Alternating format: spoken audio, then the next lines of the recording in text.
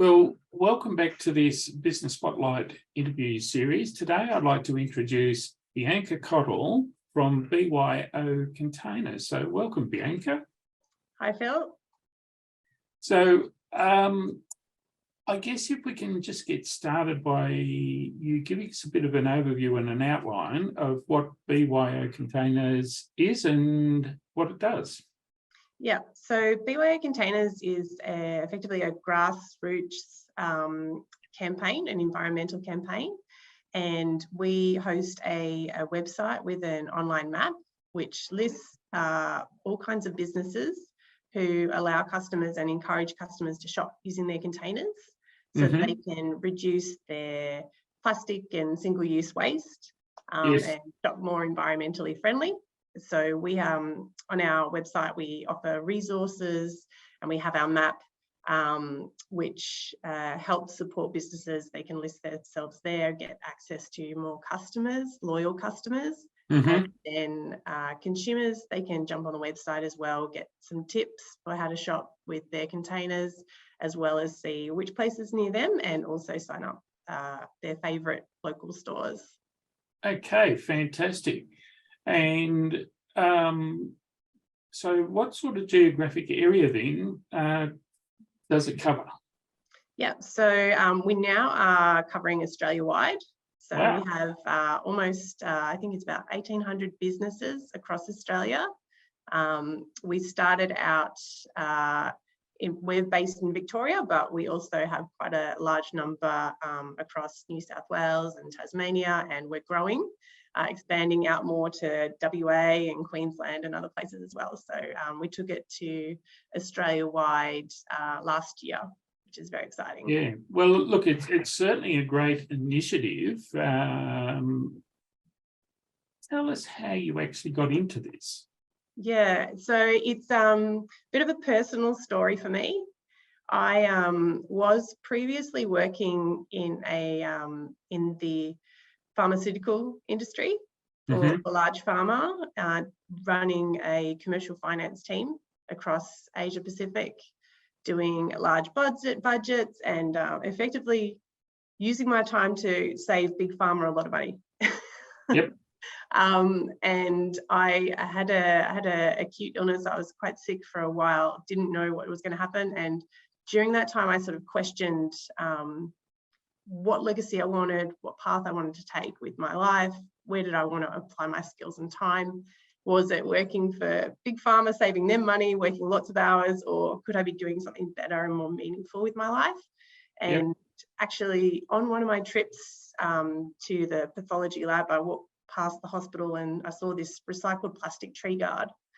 And I had a look and I'm like, oh, that's pretty cool. It's, you know, plastic that would have gone in the waste is now getting another use. And I followed that. I'm like, well, I really would like to get into sustainability and help the environment. It's sort of the biggest issue we've got going. And I have a young daughter. And what can I do for the next generation? So I went along and actually looked up the company. They were based not far from me. I walked in and I said, you know, what can I do to help a business like you grow?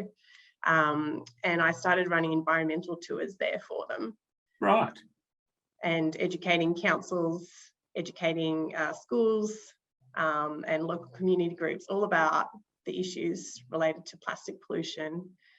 So that was back in 2017. Right, yep. And then from there, it just snowballed. I just got, I'm kind of the sort of person who will take a deep dive. I love science. I'm science trained. So that's my background. And I was a teacher as well. And so I really took this deep dive into understanding, you know, the environmental problems we have, especially around plastics, and the fact that recycling is never going to be the answer. Less than, you know, like less than 10% of plastic gets recycled worldwide. It's just not a viable model. The supply and demand economics don't work out. So what could I do to actually turn off the tap as an individual? And then you know, my husband and I, we built a eco prototype house. We educated people coming through to see how you could build more sustainable houses, but we also did a lot in the home to reduce our own personal waste. And from there, I sort of thought, well, I've managed to cut my waste personally down to like this really small amount. Yes. Once a fortnight, not much at all. Imagine if that got magnified on a larger scale. So I could invest more time to try and reduce it even further, but really I'm not going to get much return on that. So why don't I see how I can help others achieve what I've achieved? And one of those was I take my containers shopping. I do that at my local butchers when I get takeaway, or whenever I'm buying other sort of grocery items, my fresh produce. So I thought, how hard could it be? How can I help people do this? And one thing that for me, I'm quite an anxious person sometimes, so I found it difficult sometimes having that initial conversation with a business. And in my Facebook group for Zero Waste, where I'd done a lot of my research, a lot of people were having that same issue. They were sort of, I don't know where I can go. Am I allowed to? What if they say no? So I thought, what if I could solve that problem for them and give them a map of places where they could feel comfortable going, where the businesses knew how to put food in the container safely. They don't have to worry about the safety issues. So that's where BYO Containers was born. We set up a website, myself and a couple of volunteers, and then I linked in with another organisation called Trashless Takeaway, who had actually created a map for very much the same kind of thing, but all about takeaway stores. Right. Let's not reinvent the wheel. So I just sent them an email and thought, hey, hi, I'm Bianca, this is who I am. I want to do BYO Containers. I want to do a map as well. What you've done is great. Could we work together? And we started collaborating and shared a map and grew it. I read all the food safety standards and put all the food safety information up there for businesses so they could have a nice condensed copy, a bullet point list of what they needed to do. And made it really easy. And we grew this map, and now we've actually combined together. We work together now as one organisation. So, and we've taken the campaign national last year, BYO Containers, and had a rebrand on our website. And from there we've grown. We've got I think it's about 1,800 businesses listed across Australia who are taking customers' containers and know how to do that, and we're continuing to grow and push that message. Yes. That's how BYO Containers in effect was born. Wow, fantastic. And I'm a dairy technologist by education, and worked in the food industry for more than 30 years. So the food safety side of things, and I was working at big corporates. They're probably responsible and contributing to the plastic problem. One of the things that just strikes me, you mentioned food safety with the smaller food businesses. Were there any issues that you had to overcome in terms of local council bylaws that relate to food safety with those smaller businesses? Was that an issue at all that you had to overcome, Bianca? It's one that we're still looking at today, Phil. So as you might know, the laws are different for the different kinds of businesses you have. Small businesses fall under their councils, and then you've got large meat businesses under a different regulator, and then you've got supermarkets who self-regulate, and then dairy, like delis, they fall under Dairy Safe. So different regulators, but they all wrap up under the legislation, the Food Safety Act. And within that legislation, it actually doesn't prohibit, it's quite grey. It doesn't expressly prohibit people selling food into their own containers. It's up to the businesses and the regulators to manage that risk. Yes. And so for a business, if they have protocols in place that are approved by their auditor as to how they manage that risk, it's absolutely legal. There shouldn't be any litigation risks. Yep. However, that is a challenge for some small businesses to achieve, actually having the protocols written into a plan, and an amendment to their food safety handling. Some councils also are more supportive than others. So there's definitely councils out there who actually have gone out and done this kind of work and supported business and said, hey, we support this. Yep. Whereas some other councils have said, oh, we don't want to touch it. It's a bit too much. We don't really know about this, so we'll just say no, we don't support it. Yep. And then it's up to a business what risk they want to take personally. So that's why actually this year we are looking at advocating through political channels to get a law change. Okay. Like really common sense amendment to the Civil Liability Acts across the various states and territories that say what you think would be common sense. If you bring a container in as a customer, you are responsible that is clean and sanitary. Yep. And as a business, you are responsible for selling safe food. And that will guide any, remove any litigation risks for business. They actually have an amendment came out in South Australia last year. So we're trying to replicate that across Australia now. Well, fantastic and well done. And, I really wish you well on that, I guess, that trek in your journey on, that branch that you're heading down there. So fantastic. Bianca, what's, obviously your journey is quite intriguing. What's been the biggest thing that you've actually learned about yourself on this journey? Yeah, I think for me, when I started, it was just a Facebook comment. Someone was like, hey, wouldn't it be cool if there was a map that told you where you could go? And it was the act of saying, well, yeah, that doesn't sound that hard. I mean, I don't know, I'd never put a website together before, but I just sort of put my hand up and I actually made a public commitment to do something. Yep. Just to get the ball rolling. Like I said, yeah, I'll look at that. I reckon I can take a look at that. And that one act of publicly, I guess, putting myself out there that I'm gonna take responsibility to at least look at doing this. It inspired a lot of other people to come on the journey with me. So I didn't do this alone. I had volunteers who helped me to gather ideas and do some research and then go out to festivals and spread the message. And it's amazing once you make that decision to just do the small thing. And for me, that was saying, yeah, I'm going to look at this and I'm going to do some research. Yes. And then I found Trashless Takeaway, who already had a map. And then it just snowballed from there. So if you make a commitment to just do one small thing about something that's really important to you, your passion will take you through, but it will also inspire a lot of other people to come with you. Yeah, no, that's really interesting. What were some of the biggest issues that you actually had to overcome, particularly back in the earlier days? Yeah, I think it was in the early days, I honestly didn't know what to expect or what was going to happen. So, yeah, I think it's just like putting myself out there and then, okay, well, what's the next thing I should research? Okay, well, let's do a website. Do I follow a template? How do I set this up?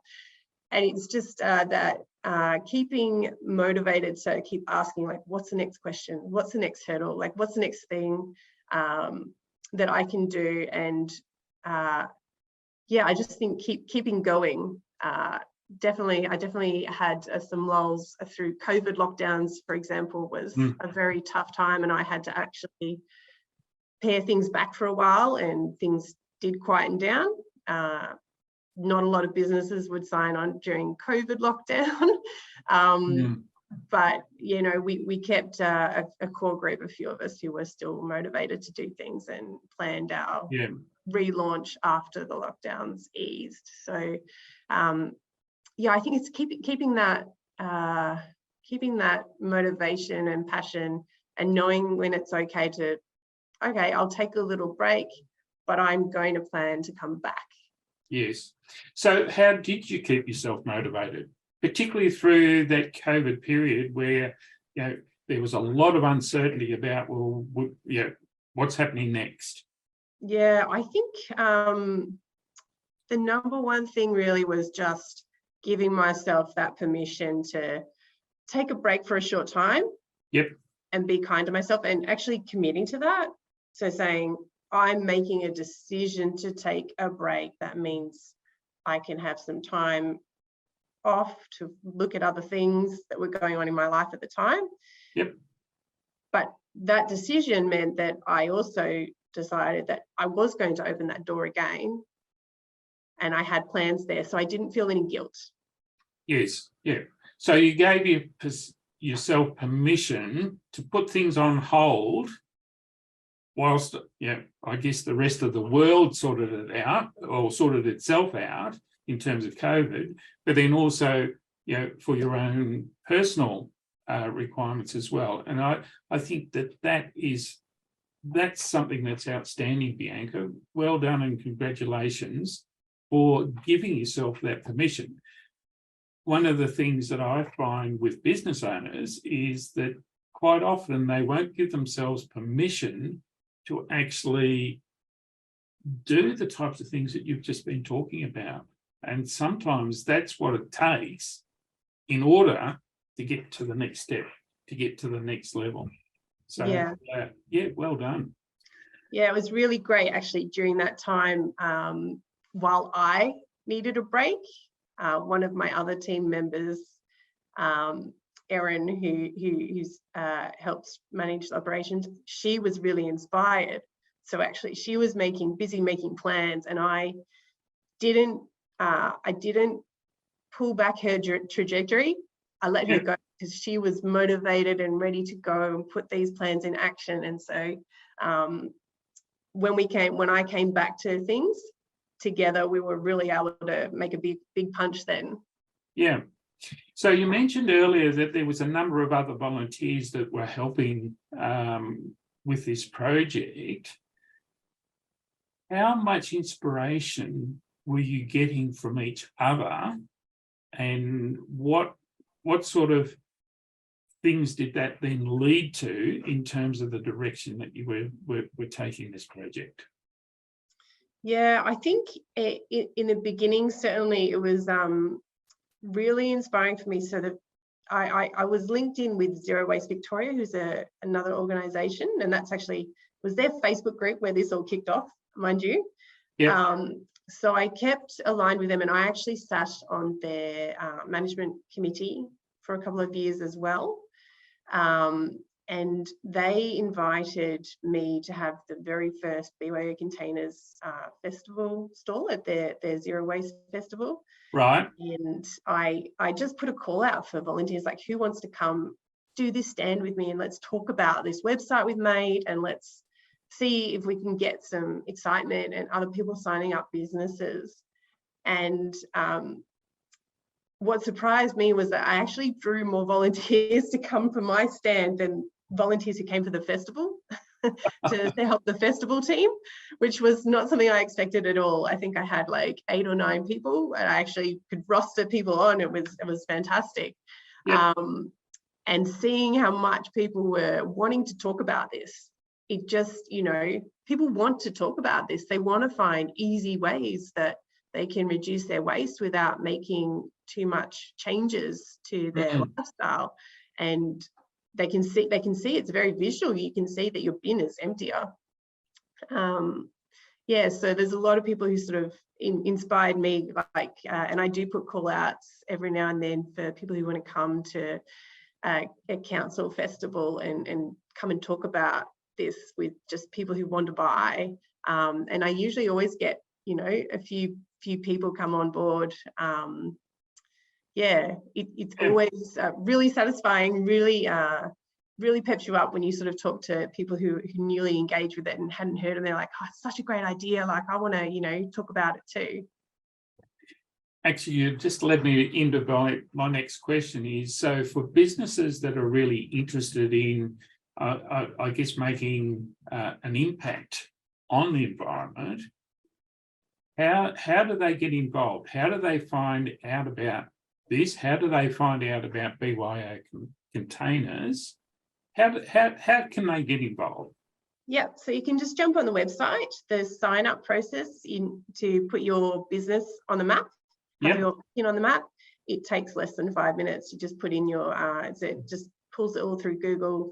What's your business name? Puts all the details in. Just put your name, and then within a few days, we'll check the entry, and it'll appear on the map, and then you can publicize that. We also have free poster and fact sheets that are downloadable, and we also send out stickers to go on the counter or on the door to let everyone know that you are loudly and proudly encouraging people to shop with their containers and reduce waste. So BYO Containers here. And then there's more information on the website. So yeah, the easiest thing to do is just sign up, put your business there, print out a poster if you've got space in the window for it, put it up there, and then we'll send you also a sticker. Fantastic. And then, so I guess looking at it from the other angle, from a customer's perspective, how do they actually find which businesses are part of this program? Yeah, so same again, just jump on the website. So it's byocontainers.org. And then on the landing page, we have the map right there. You can just go and search your area by postcode or by suburb, or you can go through the categories and actually specify if you want takeaway, certain type of takeaway. You might say you want to have Japanese food, or it's even search. Now we have a few beauty products and pet supplies and even alcohol refills on there as well now. Oh, wow. Okay, excellent. In terms then of what the future looks like for this industry and I guess for the business as well, what do you think the future holds? Yeah, so for us, we're certainly really chasing that legislation change. Yep. I identified that as being, I guess, the lowest hanging fruit, where we could do a small amount of work to get the largest impact. And so we're focused on meeting with the Greens. We've got a meeting booked in with the Victorian Greens to try and get that same legislation that we have already in South Australia. It was introduced by the Greens there, the BYO Container Bill. Yep. We want to roll that out in Victoria and then roll it out progressively in other states and territories. And at the same time, continue to grow the number of listings on our BYO Containers map. Yes. My end game, and my team will laugh when they hear this. I say this is my goal is to make our website irrelevant. My goal would be at the end of the day that every store, this is just an accepted option, that if people bring a container, they can get it filled and they don't need to take a plastic bag or a box or whatever it is. It just becomes the norm. So I would love for, somewhere like Google to even start listing this as a filter where you can search for businesses online across the globe as well. And look, it's a really, really fantastic initiative that you've undertaken here, Bianca. Just in sort of finishing up now, is what words of wisdom could you give anybody that's got an idea, whether a business or something that's going to help the environment? What words of wisdom could you share with them as part of their journey or the start of their journey? Yeah, I think it's about finding that thing that you are passionate about and then pairing it with just one small action. Yep. So I was passionate to reduce plastic waste. And I made one small action, was just a commitment in a Facebook chat that I'm going to look at if we could get a map. Is there a map? And it's that starting action. You don't have to commit to even doing the thing, just say, oh, I'm going to look into it. Once you start something and your passion is there, you will find that, a whole bunch of doors can open up. And I would never have foreseen this turning into an organization, or that I'd be sitting here today talking to you about this. It's brought so much into my life.